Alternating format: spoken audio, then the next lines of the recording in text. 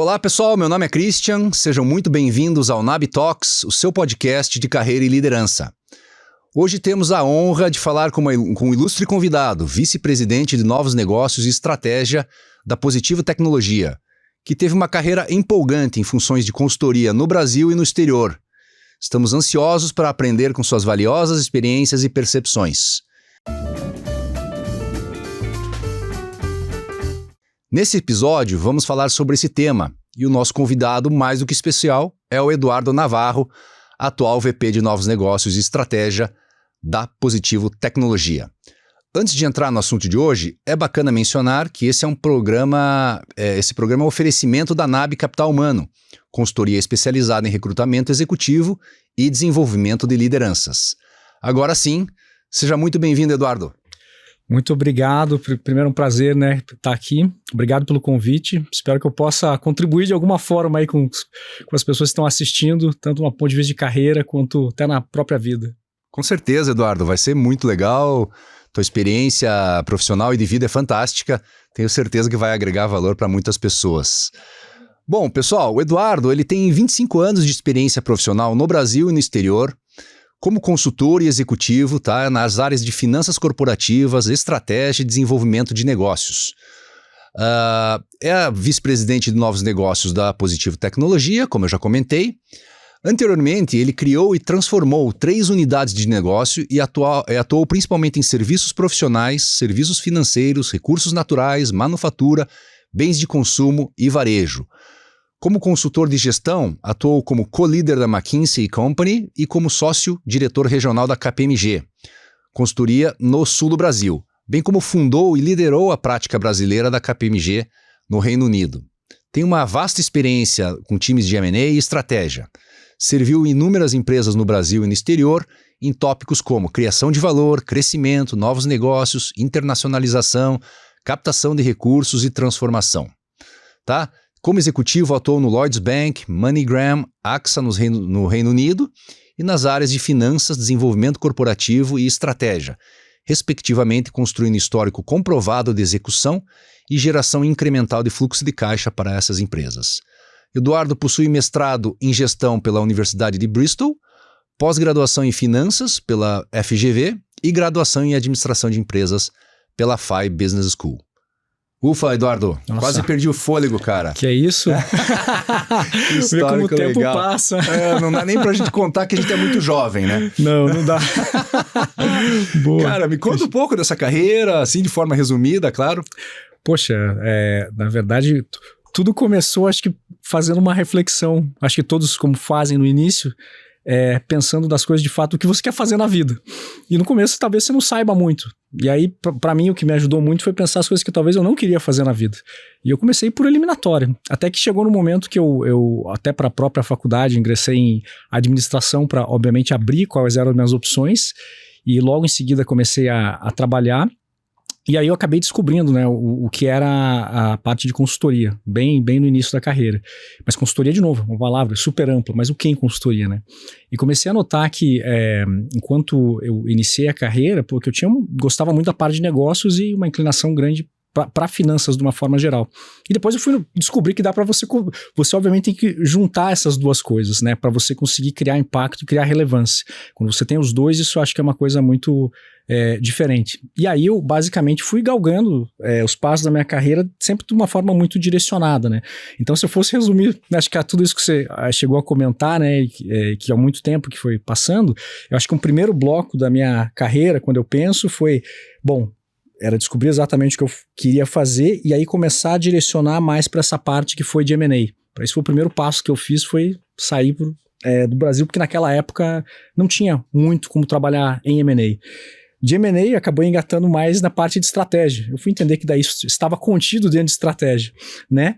E por último, isso foi mais na parte de novos negócios, né? Isso muito marcado cada um desses estágios. Então nossa primeira fase foi muitos anos da KPMG, auditoria, consultoria, mudo para a Inglaterra com essa muito foco de realmente fazer um mestrado e trabalhar com a parte de fusões e aquisições, e aí eu começo a ver, bom, o que eu não sei fazer e o que eu preciso me capacitar para fazer, aí entro no Lloyds Bank, começo a aprender mais de modelagem financeira, entro na MoneyGram, e aí realmente é uma empresa que está crescendo muito e realmente fazendo aquisições, fazendo vários tipos de transações, e de repente paro logo depois na AXA, onde entro oficialmente na área de estratégia, aumento minha amplitude do que eu atuo em estratégia, junto com o M&A, voltando ao Brasil, numa passagem que eu tive no time de M&A. E por último, né, foi essa criação do Brazilian Desk, que a gente chamava, que é na prática brasileira no Reino Unido, que vem essa terceira parte de novos negócios. Tudo isso combinou em momentos diferentes. E agora, na Positivo, é uma chance, obviamente, de usar tudo isso. Então, talvez de uma forma resumida, eu diria dessa forma em estágios e como é que cada uma dessas movimentos ele acabou encaixando num desses estágios. Muito legal, né? Você ficou, mais de uma dezena de anos em consultoria, né? 15, quase 18 anos, né? Sim. E aí, mais recentemente, migrou para uma indústria. Sim. Como é que foi essa migração? Fazia parte dos teus planos, da tua planejamento de carreira? Me conta um pouco disso. Não, na verdade foi até bem interessante. Por quê? Porque lá atrás, quando eu comecei em consultoria, teve um período, muito mais jovem. Eu saí de consultoria e fiquei esses 5 anos, mais ou menos, 6 anos como executivo entre AXA, MoneyGram, Lloyds Bank. E obviamente aprendi muito, gostei bastante, mas eu queria ter mais tempo de consultoria naquela ocasião e trabalhar nessas intersecções de consultoria com fusões e aquisições, consultoria com estratégia. E aí tive a chance de fazer isso depois retornando para a consultoria.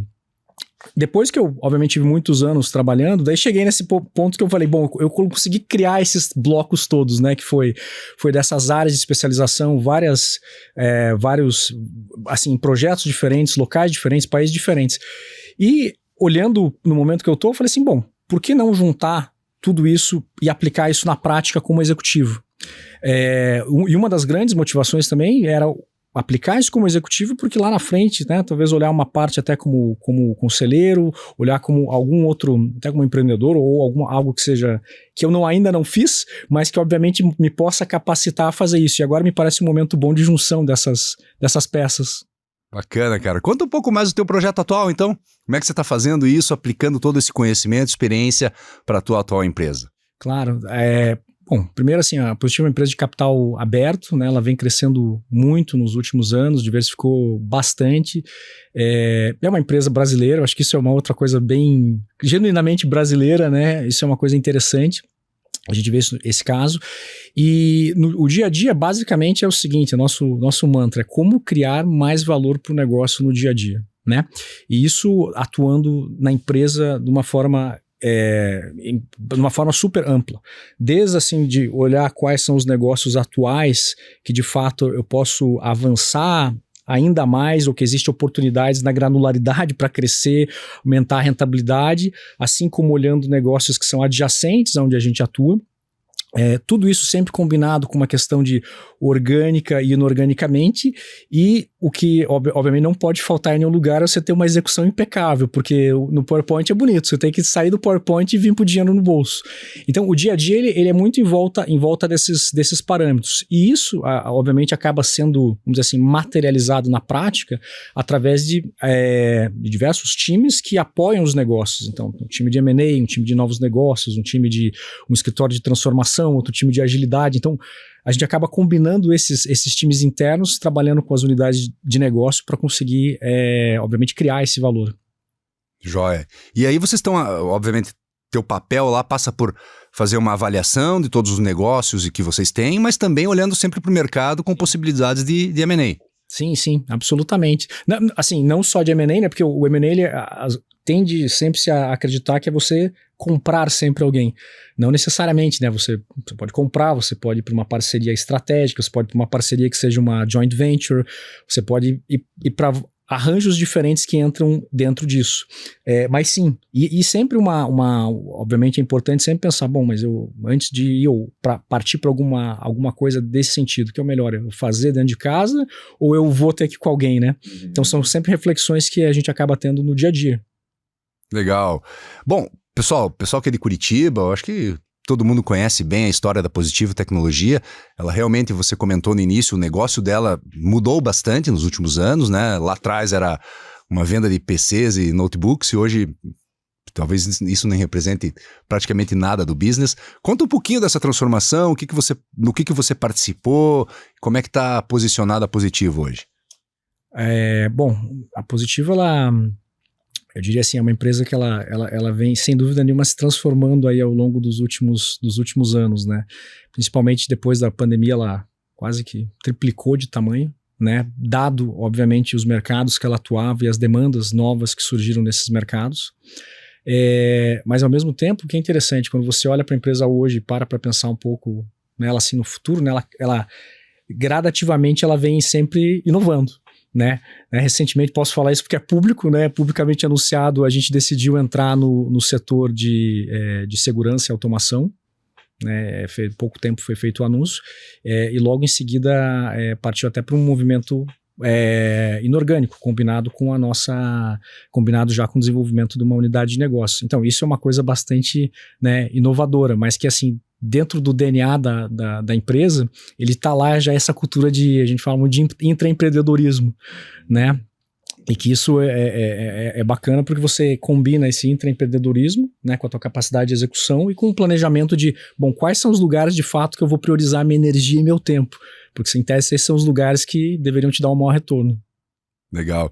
E como foi se adaptar? Né, porque como consultor você prestou serviço para diversas empresas e agora está focado numa empresa só. Sim. E aí? É melhor? É mais legal? Como é que tá isso? Não, isso é uma coisa assim que na minha cabeça, o que acontece? Na consultoria, você obviamente você trabalha em múltiplos projetos, né, ao longo da tua vida, simultaneamente, com pessoas muito diferentes, locais diferentes, culturas diferentes e eu diria assim, até a gente brincava muito assim, em situações que as pessoas perdem o sono por razões diferentes. Você quer ajudar ela a não perder mais o sono. E eu sempre tinha uma preocupação de que, eventualmente, depois que eu eventualmente fizesse esse movimento como executivo, que eu tinha isso nos planos, eu gostaria de ir para um local onde não fosse multissetorial. Ou seja, você não está olhando simplesmente uma empresa, uma indústria que presta serviço para num determinado mercado. Eu queria alguma coisa que fosse muito mais abrangente que isso. Quais opções que você tem? Ou uma empresa que realmente é multissetorial e atua em vários locais, ou você trabalhar numa holding de algum grupo que olha isso. Então, por esse quesito, para mim, ele atingiu uma coisa bem bacana, que a Positivo ela está desde o mercado de pagamento, passando lá por servidores, aí entra em computadores, né? E também serve diferentes tipos de cliente. Então, eu acho que isso é um prato cheio para quem é ex-consultor e gosta bastante disso. E em relação à adaptação, né, isso, assim, dado o histórico, isso não é uma... É mais assim, quase que do dia a dia, né? Porque isso você acaba vivenciando muito. E é um lugar muito agradável, pessoas muito bacanas. Bacana, meu. Que bacana.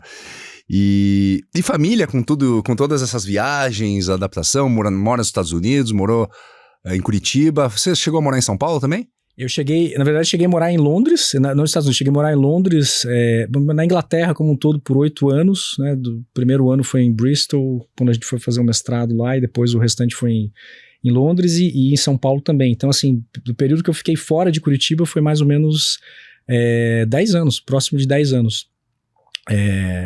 E assim, você só percebe isso, na verdade, que essa questão, você tocou no ponto de família, mas assim, no meu caso, particularmente, a questão familiar sempre teve um peso muito grande nas decisões, né?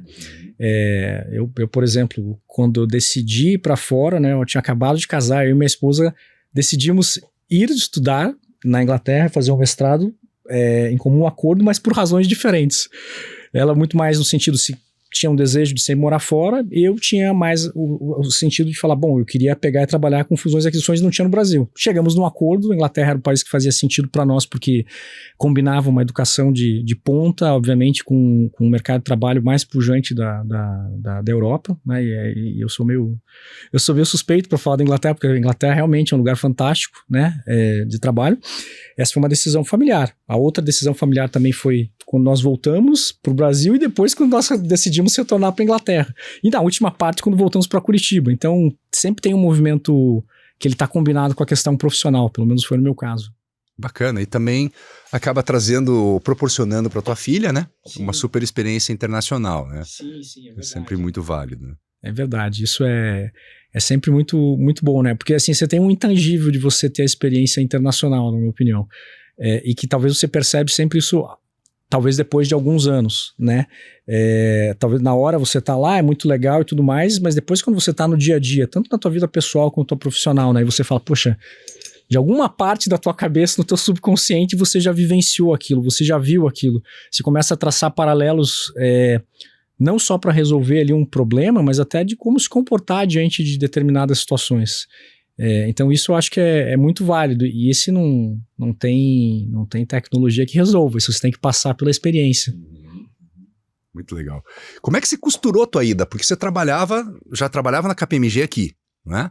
Sim. E aí estabelecer esse Brazilian Desk lá na Inglaterra, aliado ao tua necessidade, o teu desejo de fazer mestrado, e ainda a tua esposa também estudar, né? E obviamente também você trabalhar com M&A. Como é que colocou tudo isso na mesma cesta? Então, assim, vou quebrar a resposta em partes, porque Tá teve bom. momentos diferentes aqui. Teve um primeiro momento, né, que era, bom, queremos então morar fora, né, e eu muito inclinado pela questão de entrar de fato nesse papel e nesse mercado de fusões e aquisições, que naquela época era muito pequeno aqui. Então o plano foi, vamos fazer um mestrado, vamos para a Inglaterra, mercado é pujante, vamos torcer que tudo dê certo, mas vamos estar preparados para o pior. Certo. Chegamos lá, começamos a entender como funcionavam as coisas, em paralelo ao mestrado já começamos a trabalhar, e aí de fato fui ver que era um mercado muito especializado lá de M&A, e que tinha uma série de habilidades que precisava ter. Então lá, o que ajudava muito lá naquela ocasião é que é o seguinte, o mesmo mercado que você tinha permanente, você tinha um mercado temporário. Então, no mercado temporário de trabalho, por exemplo, no Lloyds Bank, eu fiquei num contrato de 6 meses, no qual era um contrato que eu mexia muito com business case e modelagem financeira. E isso me ajudou muito, por quê? Porque isso com a experiência antecessora que eu tinha antes já na KPMG, mais essa experiência na Inglaterra, me possibilitou de fato botar meu pé nesse mercado quando eu entrei na MoneyGram, que era uma empresa que estava muito bem na época e realmente fez uma série de coisas em M&A, né, joint ventures como um todo, não só na Inglaterra, mas em vários países da Europa. E eu acabei participando de tudo isso. Então, dali para frente começou a de fato ter uma entrada, eu tive uma entrada formal dentro desse mercado, beleza. Num segundo momento, depois nós voltamos para o Brasil, de fato eu voltei para a parte de fusões e aquisições aqui, tive a passagem na AXA pela parte em estratégia, e decidimos voltar para a Inglaterra.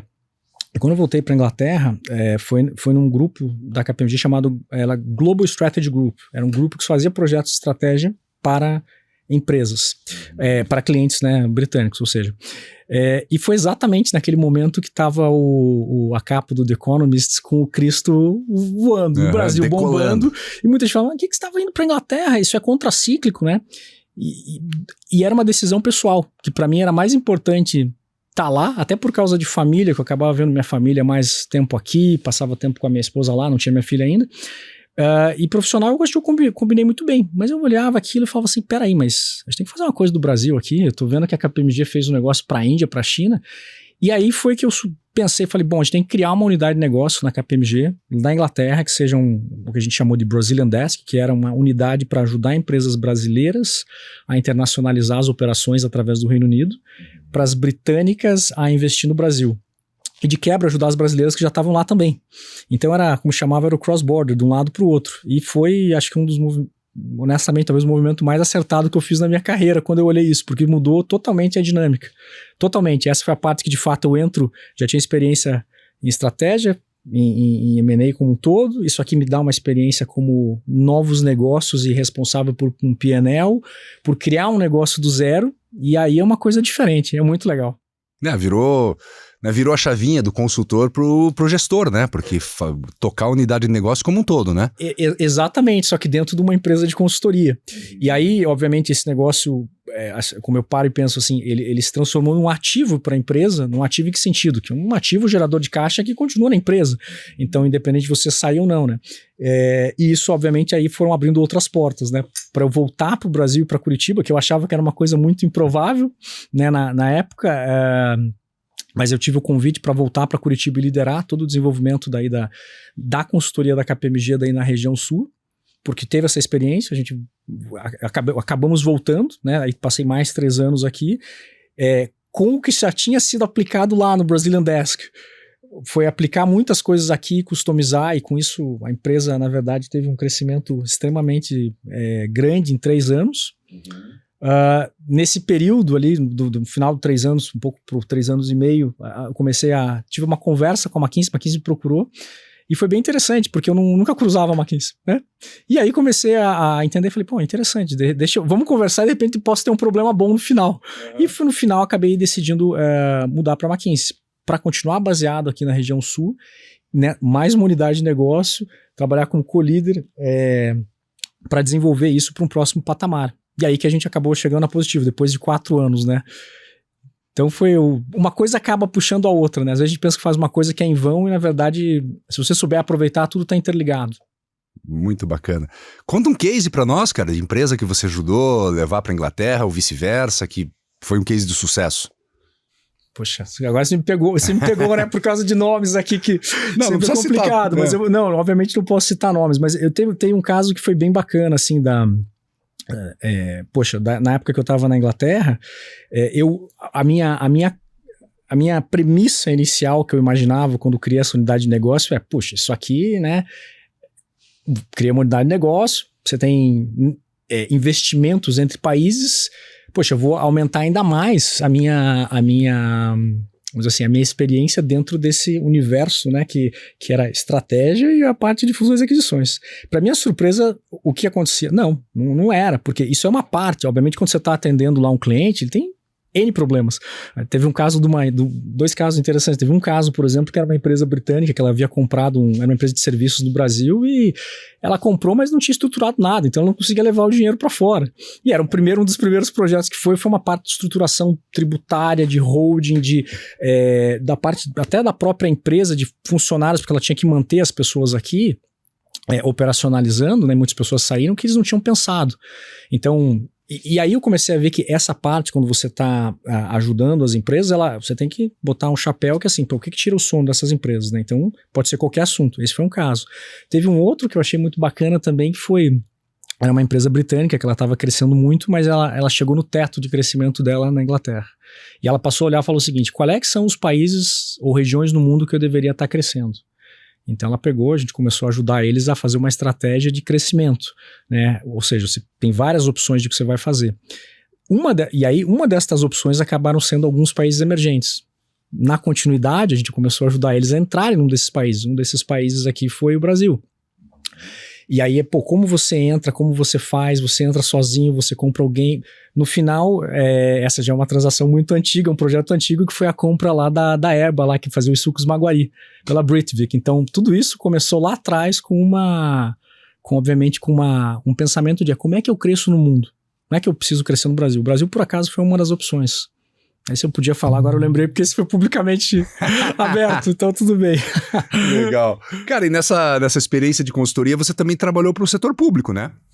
Fiz já alguns projetos do setor público. Diferentemente do que talvez as pessoas possam imaginar, né? Que só o privado é que compra consultoria, mas não, o setor público também. Tem alguma coisa que você possa contar pra gente? O setor público, assim, o setor público é um setor muito interessante de você servir, porque... Acho que é muito interessante você servir, porque no nosso dia a dia, vamos pensar assim, como contribuinte, tem muitas coisas que você não faz ideia do que tem no setor público. Então, e quando você entra e você vê que, assim, é possível você servir, eu acho que vai até mais ele vai até um nível a mais que você, em alguns casos, está servindo ali até, obviamente, teu país, né, você fazendo isso no Brasil. Então, isso é muito bacana. No Brasil, eu cheguei a fazer parte de um projeto bastante grande que nós fizemos aí de transformação de um banco público. Fiquei praticamente quase um ano nesse banco, e é interessante, porque eu estava numa das frentes do banco que obviamente tivia parte de eficiência comercial, e isso você vai desde da agência, né, como é que você atende um cliente, de você pensar na coreografia de uma agência que você chama, o cliente entrou, para onde ele vai, como ele vai, o que você faz, até você conseguir aumentar a eficiência de você, por exemplo, ter um mix de produtos que você pode estar oferecendo para clientes, né, em determinadas áreas. E isso, obviamente, ele mora muito no detalhe, porque depende da área que você vai mudando o mix, não é só o perfil do cliente. Então, esse foi um projeto bem bacana que eu fiz no setor público, gostei bastante. E de um envolvimento de quase um ano, você comentou, envolvimento de quase um ano. Muito legal. Para aquelas pessoas que estão querendo ingressar no mercado de consultoria, porque eu acho que Eu escutava isso muito da geração anterior, né, dos nossos pais, que o consultor tinha que ser aquele cara barba branca, super experiente, já ter trabalhado em várias empresas, dominar uma determinada indústria, e aí num momento seguinte da carreira ele ia para o mercado de consultoria. Mas a gente está vendo que não é bem assim nos dias atuais, né? Tem muita gente jovem que já começa a sua carreira em empresas de consultoria e aí vai se desenvolvendo ao longo do tempo. Que sugestão, que dica você daria para essas pessoas? Eu acho que assim, primeiro, ter claro onde você quer chegar. Assim, eu sei que no começo é difícil você ter claro onde você quer chegar, mas isso ele te ajuda a você focar o teu tempo e tua energia. Porque você não quer focar o teu tempo e tua energia em algumas coisas que de repente talvez não vai contribuir diretamente para tua trajetória, né, de carreira, tua trajetória de crescimento. Mas assim, tem uma primeira hipótese. O que seria legal e o que não seria legal fazer? Tem uma parte eliminatória. A segunda coisa, eu acho que é o seguinte, é entender e ter uma reflexão honesta. Bom, dado que eu já escolhi isso, né? O que eu não sei fazer? O que eu preciso aprender? E tem muita coisa que não é treinamento on the job que você vai ter que fazer. Você vai ter que fazer da meia-noite às 6 em algum lugar para aprender a fazer isso. E isso vai, obviamente, acelerar muito a carreira de quem quer entrar, né, em consultoria. Isso não tem, ou qualquer outro lugar, mas consultoria particularmente. E acho que a terceira parte, eu sempre fui muito por um ângulo que é assim, você tem que criar suas redes de relacionamento. Não importa quão sênior, quão júnior você é, porque no final, isso é uma coisa que vai te ajudar extremamente em todas as fases da tua carreira. Hoje em dia, dado não só a vivência fora, a vivência aqui, mas andando em muitos lugares, tem às vezes alguma dúvida, eu passo a mão no telefone e ligo para algumas pessoas que obviamente eu criei acho que bons relacionamentos ao longo do ano e poxa, as pessoas obviamente têm visões diferentes sobre o problema, ajudam a resolver. E isso ajuda muito não só você resolver esses teus problemas, até pensando daí na consultoria, quando você depois vai desenvolver relacionamentos com os teus próprios clientes, a tua longevidade, a tua relevância. Então acho que são as combinações dessas três coisas. Saber o que você quer e o que você não quer, é você pensar onde você vai dedicar esse teu tempo de fato, ser honesto com você para saber o que você não tem e você correr atrás do que você precisa e desenvolver uma rede de relacionamentos poderosa. Bacana. Bom, todo mundo sabe, ou nós sabemos, né, que quando você está num ambiente de consultoria, é um ambiente muito dinâmico, você tem que atender diversos setores, você participa de um grupo A aqui, você lidera um grupo B ali. Como é que você acha que essa experiência te ajuda na posição atual? Você acaba passando por muitas situações que dão certo e dão errado. E você, de novo, você começa a pensar, bom, o que eu aprendi com esse negócio? As situações certas e dão errado porque é o seguinte, os times de consultoria geralmente são multidisciplinares. Isso quando não são times, dependendo da consultoria, mas vários deles são multiculturais, né? Tem uma pessoa de cada nacionalidade na sala. E é muito bacana, porque, por um lado, você tem algo que é único, de você conseguir trazer uma solução de alto impacto, mas para você conseguir focar todas as pessoas nisso, é uma tarefa bem hercúlea, é bem difícil. Para dar errado é fácil, né? E mesmo em coisas do dia a dia. Então, quando você começa a observar esses padrões do que deu certo e do que deu errado, isso aqui acaba te ajudando muito, né? E é o que eu sempre falo, assim, no meu dia a dia, o que a gente faz muito para conseguir ter um time e ter pessoas que trabalhando com performance máxima e estando felizes. Eu acho que a primeira coisa é o seguinte, as pessoas elas têm que, primeiro é o seguinte, quebrar os problemas em variáveis menores. Você quebra esse problema em variáveis menores, você consegue ter cada pessoa com autonomia para resolver uma parte do problema. Aqui a equação é 1 mais 1 é igual a 11. Com um número maior de pessoas pensando em partes específicas e tendo, quero evitar o accountability aqui, mas você tendo a responsabilidade por aquilo, você tem pessoas que de fato conseguem entregar mais e produzir mais felizes, né?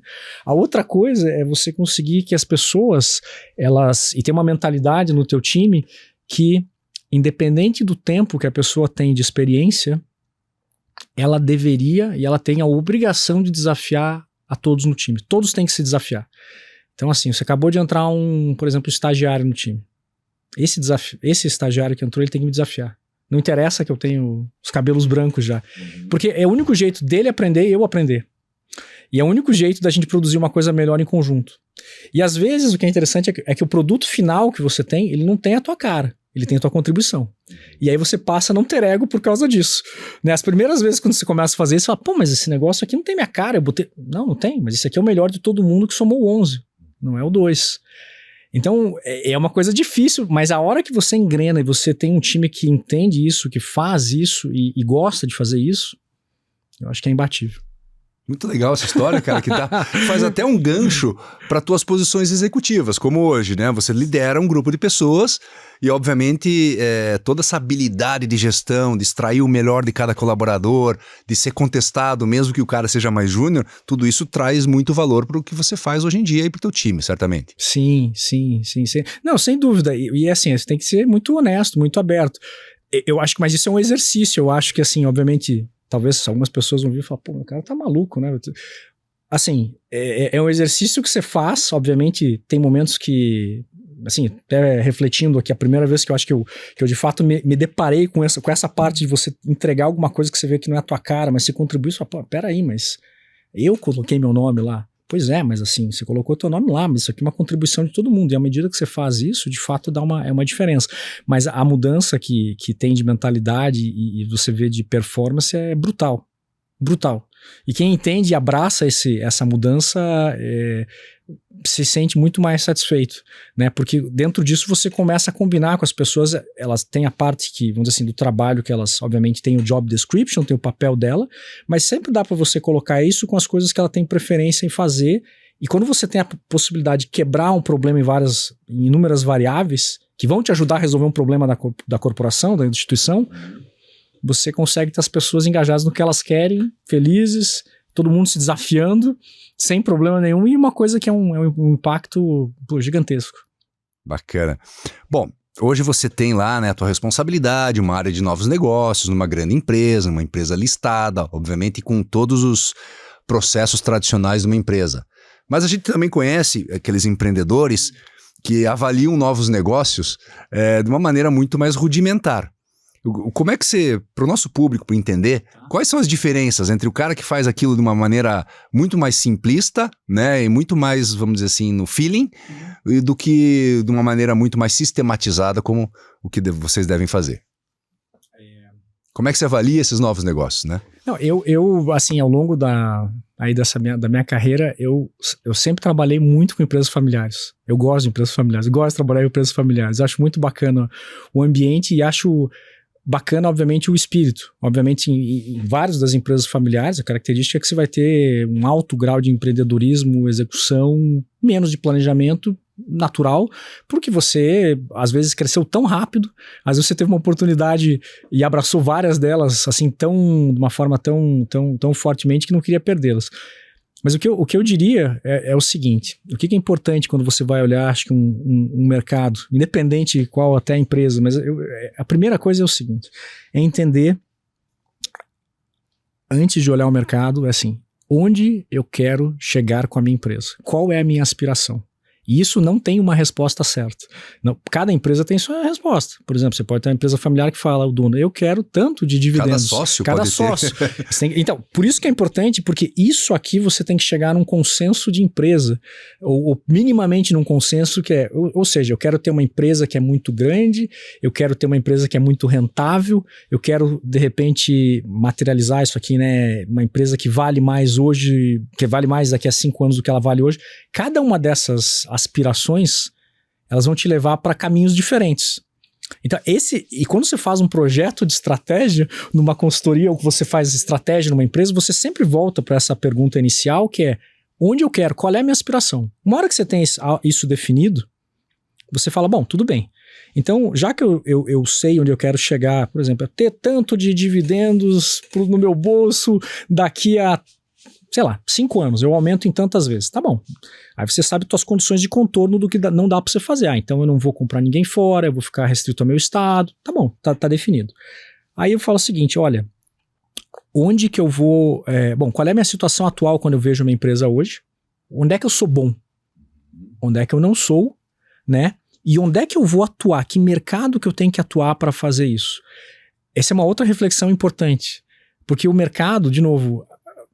Né, Você pode olhar o mercado como um todo. Fala assim, o mercado de... chutar qualquer mercado aqui. O mercado de energia é um mercado bom, muito genérico. Você tem que olhar o mercado como um todo. Quem distribui ganha um jeito, quem produz ganha de outro, o cara que está em solar ganha tanto, o cara que está em eólica ganha todo. Então você tem que entrar na granularidade do mercado para falar assim, onde é que eu atuo? Porque o ideal é que se atue em mercados que cresçam com rentabilidade. Essa é uma coisa. Aí você faz essa escolha de mercado. Fazendo essa escolha de mercado, assim, mas como eu atuo, dado que eu tenho meu ponto de partida? Poxa, eu entro sozinho, eu compro alguém, o que eu faço? Eu pego um escritório de representação? Eu não sei.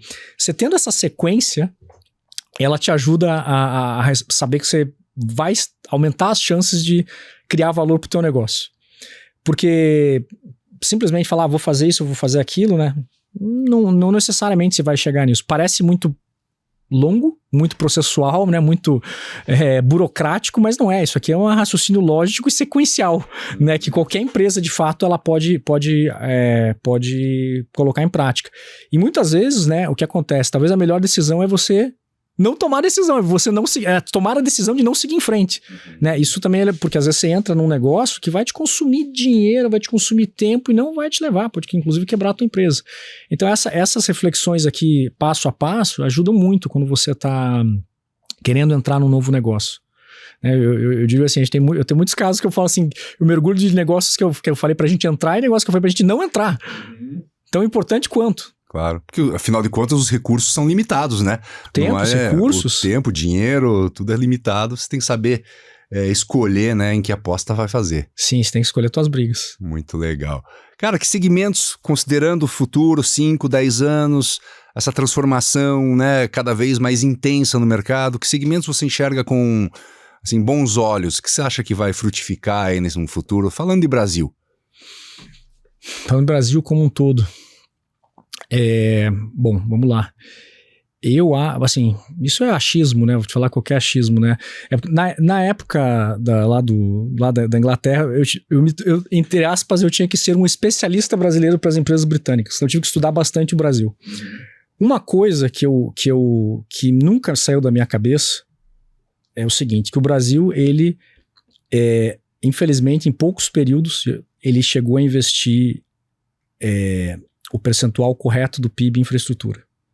Não sou economista, mas eu lembro lá daquela época que isso é igual ao valuation de uma empresa.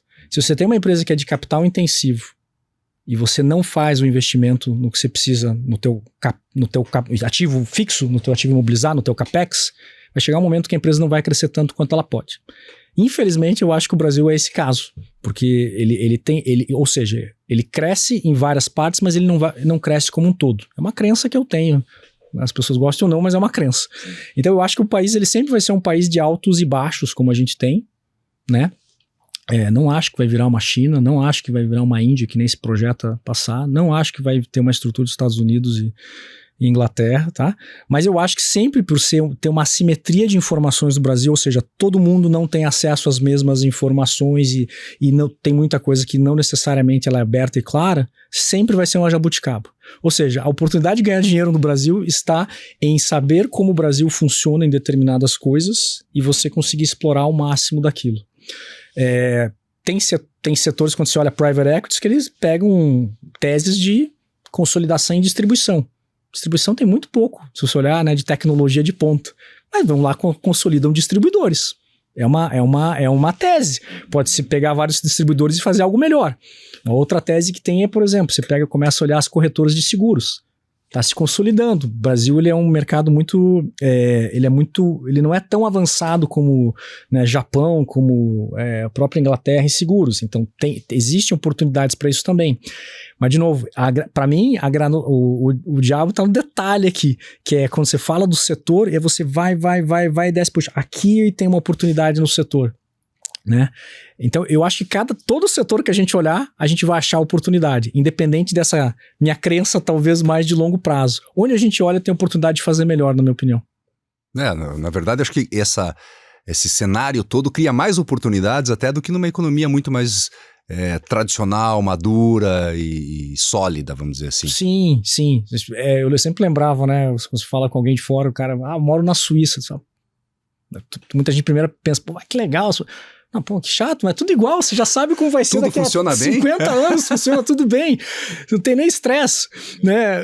Parece brincadeira, mas é muito previsível, né? Aqui não, aqui é extremamente imprevisível, não acho que vai deixar de ser. Então, e aí, obviamente, quem começa a diferenciar, você pode pegar 2 empresas e fazer um benchmark, compará-las, né? Quem que é o cara que faz melhor? Os dois estão na mesma indústria e faz igual? Não faz, porque o que acontece? A atitude que você tem, a posição de capital que você tem, os riscos que você toma, eles te definem. Eles definem como você vai ter. E aí talvez tenha uma regra de ouro aqui que ela é simples, mas ela é profunda no que eu vou te falar, assim.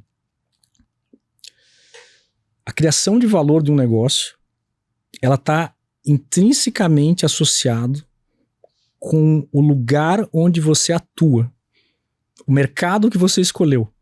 Ou seja, é melhor você ser o último cara de um mercado que ele cresça com rentabilidade, que você ser o primeiro de um mercado que não cresça ou tenha pouca rentabilidade. O vento de cauda te favorece mais do que tua capacidade de criação de valor. O que eu tô querendo, isso é muito... Tem gente que fala, não, mas isso é óbvio. Não é óbvio. Isso é empírico o que eu tô comentando, né? Então é mais ou menos o seguinte, se você tá num mercado que tá crescendo de forma rentável, vou dar números aqui para ficar mais fácil, tá? Hipoteticamente, você tá num mercado que cresce a 10% ao ano. A economia do Brasil não cresce a 10%, mas você pega um mercado que cresce a 10%. E hoje é um mercado que você olha esse mercado e as empresas elas crescem de uma forma que elas conseguem fazer dinheiro e de uma forma crescente. Se você for um cara mais mediano nesse mercado, se for um cara ruim no mercado, você vai ganhar dinheiro. Se você tá um bonzão de um mercado que não tem essas características, é muito mais difícil, por mais que você seja, né, ao concurso do negócio. Então essa é uma reflexão importante, porque quando você começa a destrinchar o mercado como um todo, os setores, você começa a ir nas verticais, você começa a olhar, você vai ver que é interessante, que tem partes do mercado que elas crescem de forma rentável. Tem partes de mercado que elas crescem, mas não são rentáveis. Tem partes que são rentáveis e não crescem. E aí você começa a fazer as suas escolhas. Bacana. Cara, você fez uma carreira internacional, fez uma carreira de sucesso, começou lá um jovem consultor júnior, né? Chegou até uma posição de vice-presidente. Que dicas você daria para esse público que está começando, está vamos dizer assim, 15 anos atrás de você? Poxa, 15 anos atrás aqui... Ou 20 anos atrás. 20 anos atrás, dicas que eu daria hoje primeiro, use tecnologia ao seu favor. Você tem que ser versado em tecnologia, de alguma maneira. Não interessa se você vai ser um dentista, se você vai ser um advogado, se vai ser um engenheiro. Você tem que entender o mínimo de tecnologia. Não tem que ser um programador, mas ajuda se você souber um pouco de Python. Por quê? Porque é a lógica que está por trás. Uma preocupação que eu tenho quando eu paro e olho minha filha, que tem 10 anos, né? É o seguinte... a chance que eu tive lá atrás, que você teve, né? O que era? Lá atrás não tinha toda a questão da tecnologia. Então, de fato, você aprendeu a pensar, você sabe fazer as perguntas certas, tem um raciocínio lógico e você não tinha uma resposta pronta. Não adianta nada você entrar num mundo que você tem a tecnologia e você não saber como usar essa tecnologia e fazer as perguntas certas. Então, aqui para mim a primeira coisa é a combinação dos dois, né? Entender como funciona uma tecnologia, embora possa parecer que você não vai usar no dia a dia. A segunda é entender, né, como fazer essas perguntas, como se organizar, né, nesse novo ambiente, né, eu diria. E assim, a vida ela passa rápido, né? Quando eu paro para ficar ouvindo aqui, passo tanto tempo. O tempo ele obviamente está do lado dos jovens. Mas assim, eu acho que tem que ter um pouco talvez de paciência para ver o que de fato faz sentido. Passar tempo um pouco mais nas empresas, investir no conhecimento, nas relações humanas, essas para mim não vão perder, independente disso. E tem lugares que a gente acaba esquecendo, porque você vê a tecnologia, parece uma coisa toda moderna, o mundo inteiro vai funcionar desse jeito, e vai até um certo ponto, mas tem negócios tradicionais que não morrem, né? Uma reflexão aí, um pouco de cabeça de consultor, de falar assim, ó, trazendo um paralelo. Quando o pessoal vê a riqueza do mundo, onde é que está a riqueza do mundo? A riqueza, quando você os recursos alocados do mundo, você fala, né, você começa a ver porque é startup não sei o quê, porque é unicórnio, tá todo o dinheiro, quando você pega, se você criasse um balanço patrimonial do mundo, onde é que tá esse dinheiro? Esse dinheiro, eu te digo, tá 60% dele tá em imóvel, coisa fixa, tradicional, isso das empresas e das pessoas, dos indivíduos, né, pessoas físicas. O grosso do mundo tá em imóveis. Ele não tá em startups. Então, assim, tem muita fumaça nas coisas, então às vezes a gente tem que parar, dar um passo para trás e refletir mesmo, né? Não é só tecnologia, tem um relacionamento humano que também é muito importante. E esse não vai, como você falou, isso vai ser insubstituível sempre, né? Eu acho também. Eu acho. Você vê o avanço aí da ChatGPT, inteligência artificial, como é que isso está impactando? Porque hoje todo aluno, todo curioso acha que consegue resolver os problemas do mundo só colocando o prompt correto lá, né? Como é que você vê isso impactando o mercado de trabalho? Eu acho que é o seguinte, vou dar um passo para trás. Eu tenho usado no meu dia a dia muito de testes, assim, até para muitas coisas pessoais e até mesmo coisas do trabalho. A minha conclusão até agora é o seguinte, você consegue aumentar muito tua produtividade para atividades que são, de uma certa forma, repetitivas, isso é bem fácil de você olhar, e para atividades no qual você precisaria fazer buscas e começar a concatenar dados. Você consegue avançar muito bem nisso até um certo ponto, né? Mas assim, eu acho que isso de novo, ele vai até um limite de onde dá para você fazer isso. Eu acho que tem negócios que, na verdade, você vai ter o benefício até um certo ponto, mas de novo, fazer uma venda, né? Uma venda complexa. Você tem que estar no cara a cara, você tem que sentar, você tem que fazer, você pode ter todo o teu backup para você chegar naquela venda, saber mais sobre a empresa, saber mais sobre as pessoas que você vai conversar, mas esse elemento de chegar, sentar e conversar, ele não vai sair. Então, no dia a dia, o que a gente acaba usando, na prática, é muito para questões de produtividade, de buscas, para algumas coisas de programação é possível também usar, desde que você saiba o que você tem que fazer, né? Você até pode virar um autodidata e aprender, pode, dependendo da complexidade que você está vendo, você consegue. Agora tem outras que eu acho que é mais... Você tem que ter um conhecimento prévio para te conseguir capacitar a ter essa produtividade que você pode ganhar, obviamente. Perfeito. Eu tenho também brincado quando surgiu, né? Obviamente a gente é gente de negócios, está ainda no meio da nossa carreira, né? A gente não pode simplesmente virar a cara para essas novas tecnologias, né? E eu também comecei no início fazendo testes mesmo para conhecer a ferramenta. E é um pouco disso que você falou, né? O trabalho mais operacional, o trabalho de pesquisa, de estruturar as informações, os dados, ele vai bem. Agora, se você não tem o senso crítico, conhecimento em relação àquele tema, você também não sabe avaliar, né? Se aquilo vai ser útil ou não vai ser útil para o teu negócio, se aquilo é realmente aquilo que você está precisando. Então, de novo, ele te encurta tempo, te dá produtividade, mas não traz todas as respostas, né? Não, é verdade. E eu às vezes só fico, bom, assim, não vou dizer preocupado, mas você pegar e resgatar o tempo lá atrás, né, que você tem de mestrado acadêmico, alguma coisa assim, ou até mesmo de consultoria, né, você tem que às vezes tirar algumas coisas, onde é que você tirou isso? Me conta, qual é o teu embasamento? Muitas coisas na internet você não tem embasamento, né?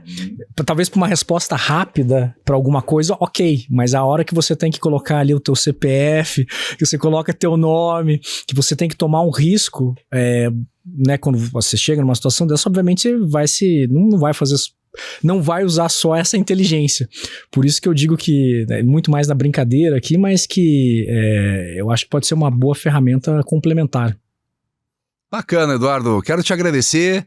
O papo foi super agradável, muito, muito conhecimento, muita experiência, passou rápido e até a próxima. Imagina, obrigado pela oportunidade, né? Um prazer estar com vocês e gostei bastante também. Bacana, obrigado. Eduardo. Pessoal, assim chegamos ao final desse episódio do NAB Talks. Se você gostou do conteúdo, curta, compartilhe e assine o canal. Se você quiser falar sobre recrutamento executivo e desenvolvimento de lideranças, entre em contato conosco. Até a próxima semana com o próximo NAB Talks.